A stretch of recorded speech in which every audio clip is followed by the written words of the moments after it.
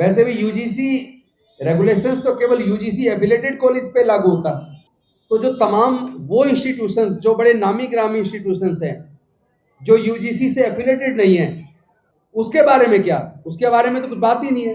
में तो ईडब्ल्यूएस में तो स्वर्ण जाति, तमाम स्वर्ण जाति भी उसमें कवर हो जाती हैं, महिलाएं भी कवर हो जाती हैं। तो वो कोई मुद्दा था नहीं, वो बीजेपी ने ध्यान को बांटने के लिए एक मुद्दा बनाया। आज जो पूरे देश में एक वातावरण हम देख रहे हैं, ऐसा लगता है जैसे सारी संस्थाएं खत्म कर दी गई हो या सारी संस्थाएं कब्जा ली गई हो। तमाम देश की यूनिवर्सिटीज़ के अंदर जो वाइस चांसलर्स हैं या assistant professor, associate professor, professor जो लग रहे हैं, वो सब एक मनुवादी विचारधारा वाले संगठन के द्वारा लगाए जा रहे हैं, जिसके बारे में अभी अमेरिका की एक संस्था ने अमेरिका में आरएसएस पे जो बैन लगाने की बात रिकमेंडेशन की है, उसी संस्था ने इस देश के विश्वविद्यालयों को खत्म कर दिया है। उस विचार ने इस देश की जुडिशरी को और इस देश की संवैधानिक संस्थाओं को खत्म कर दिया है। उस विचारधारा ने ईडी, सीबीआई, इनकम टैक्स सहित तमाम जांच एजेंसियों को कब्जा लिया है। यूनिवर्सिटीज के अंदर छात्र सुसाइड करें, इससे ज़्यादा शर्म की बात कोई हो नहीं सकती। सुसाइड कर रहे हैं या फिर उनको कंपेल किया जा रहा है सुसाइड के लिए, ये तो संस्थानिक हत्याएं हैं। तो पहले तो मैं एक बात स्पष्ट कर दूं, ये जो यूजीसी के जो रेगुलेशंस आए 13 जनवरी 2026 को, ये रेगुलेशंस नाकाफी हैं। हमें रोहित एक्ट चाहिए। वैसे भी यूजीसी रेगुलेशंस तो केवल यूजीसी एफिलेटेड कॉलेज पे लागू होता, इंजीनियरिंग कॉलेज पे लागू ही नहीं होता, आईएम पे लागू नहीं होता, आईआईटीज पे लागू नहीं होता। तो जो तमाम वो इंस्टीट्यूशंस जो बड़े नामी ग्रामी इंस्टीट्यूशंस हैं जो यूजीसी से एफिलेटेड नहीं है, उसके बारे में क्या, उसके बारे में तो कुछ बात ही नहीं है। और रही बात यूजीसी रेगुलेशंस की, वो किसी एक जाति धर्म की बात नहीं करता।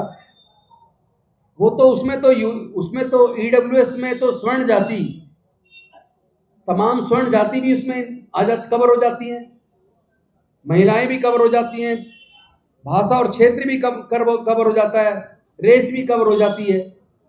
तो वो कोई मुद्दा था नहीं, वो बीजेपी ने ध्यान को बांटने के लिए एक मुद्दा बनाया और समाज को बांटने की कोशिश की। मुझे लगता है कि पहले तो मीडिया के लोगों को भी यूजीसी के रेगुलेशंस को पढ़ना चाहिए। उन्होंने ऐसे प्रेषित किया जैसे एससी, एसटी, ओबीसी के लिए और बाकी लोगों को कुचलने के लिए कोई रेगुलेशन लागू कर दिया हो, जबकि उस रेगुलेशन में तो किसी को कोई सजा का प्रोविजन कुछ है ही नहीं। उसमें तो कमेटी का गठन होगा, वो कमेटी जांच करेगी, अपनी रिकमेंडेशन देगी और फिर कानून के तहत उसमें कार्रवाई होगी। और उसमें ये एक नैरेटिव बनाने की कोशिश की गई कि इसका दुरुपयोग हो सकता है, इससे समाज बटेगा, और दुरुपयोग होने पे आगे का कोई इसमें कुछ दिया ही नहीं कि आगे क्या होगा, जो दुरुपयोग करेगा उसका क्या होगा। तो मैं ऐसे लोगों को जिन्होंने एक फॉल्स नैरेटिव चलाने का काम किया, जिन मीडिया के साथियों ने, उनको भी बता दूं अपनी अल्प बुद्धि को वो ठीक करें। ऑलरेडी जो लॉज अवेलेबल हैं इंडिया में, उन लॉज के अंदर ऑलरेडी अवेलेबल है, प्रोसीजर है कि अगर कोई फॉल्स इम्प्लीकेशन करता है, किसी पे फॉल्स मुकदमा दर्ज करता है, तो उसको फॉल्स इम्प्लीकेशन का केस रजिस्टर्ड करके उसको सजा दिलाई जा सकती है। तो अगर कोई दुरुपयोग करे तो उसमें सजा दिलाओ, किसने मना किया? पहले से ही कानून है। Number 2, SC ST prevention of atrocities act पहले से ही है, कार्रवाई होगी तो उस एक्ट में होगी, इस रेगुलेशन में थोड़ा कोई कार्रवाई होनी है।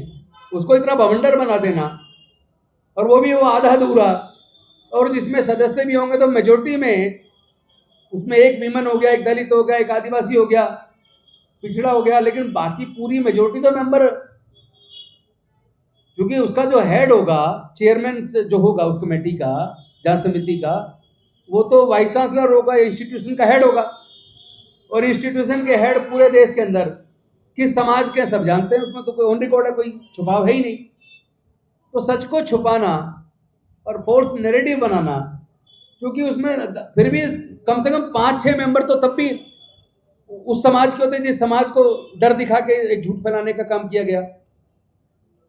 तो मेरा एक निवेदन है कि पहले कोई भी मीडिया किसी भी बात पे चर्चा करने से पहले कम से कम मीडिया के हमारे साथी भी पूरा अध्ययन करें, पहले रेगुलेशन को पढ़ तो लें, पढ़ने के बाद उस पर उनको सवाल लोगों से पूछना चाहिए। मीडिया सवाल जो कर रहा था छात्रों से ऐसे कर रहा था जैसे मतलब पूरा एक तरफा माइंड बना के, ऐसे लग रहा है जैसे बीजेपी ने स्क्रिप्ट दे दी और उस स्क्रिप्ट पे आपको अपना नैरेटिव बिल्ड करना है।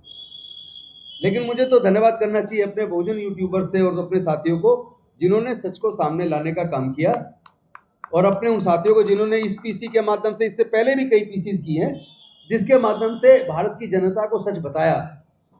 अब ये फॉल्स नैरेटिव नहीं चलेगा, इसका जवाब देने की हमारी पूरी तैयारी है। लेकिन अंत में मैं फिर से दोहराऊंगा, हमें यूजीसी रेगुलेशंस जो आए हैं इससे हम संतुष्ट नहीं है। इसके साथ साथ रोहित एक्ट आना चाहिए, और हम ये भी साथ में क्लियर कर दें कि अगर कोई इन कानूनों का दुरुपयोग करता है किसी पे झूठा मुकदमा बनाने के लिए, उसको भी मुकदमा बना के सख्त से सख्त सजा दी जाए। कानून में प्रोविजन है, उससे डरने की किसी को जरूरत नहीं है।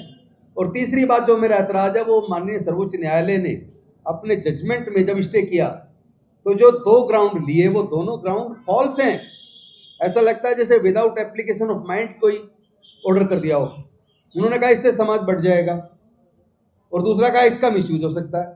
तो मैं तो ऐसी अनेकों सुप्रीम कोर्ट की जजमेंट दिखा दूंगा, हाई कोर्ट की जजमेंट दिखा दूंगा एक वकील होने के नाते, जिसमें 498, 406 दहेज के लिए उत्पीड़न के केसेस पे सुप्रीम कोर्ट ने अनेकों बार, हाई कोर्ट ने अनेकों बार कहा है कि इसका दुरुपयोग हो रहा है, इस एक्ट का झूठे केस बनाए जा रहे हैं। भाई कानून बनाया जाता है तो ऐसे लोगों को कानून तोड़ने से, उत्पीड़न करने से रोकने के लिए, लेकिन साथ में ये कानून पहले से कि अगर कोई दुरुपयोग करे तो उसको आप दूसरे कानून में सजा दें।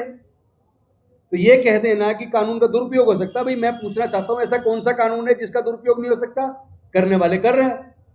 जेलों में इसने अनेकों हजारों हजार ऐसे लोग हैं जिनको यही नहीं पता उन्होंने जुर्म क्या किया, क्यों जेल में। तो दुरुपयोग नहीं है क्या? जितने एनकाउंटर्स होते हैं आप रिकॉर्ड उठा के देख लो, क्या फेक एनकाउंटर नहीं होते? लेकिन इसका मतलब ये भी नहीं है कि जायज एनकाउंटर नहीं होते।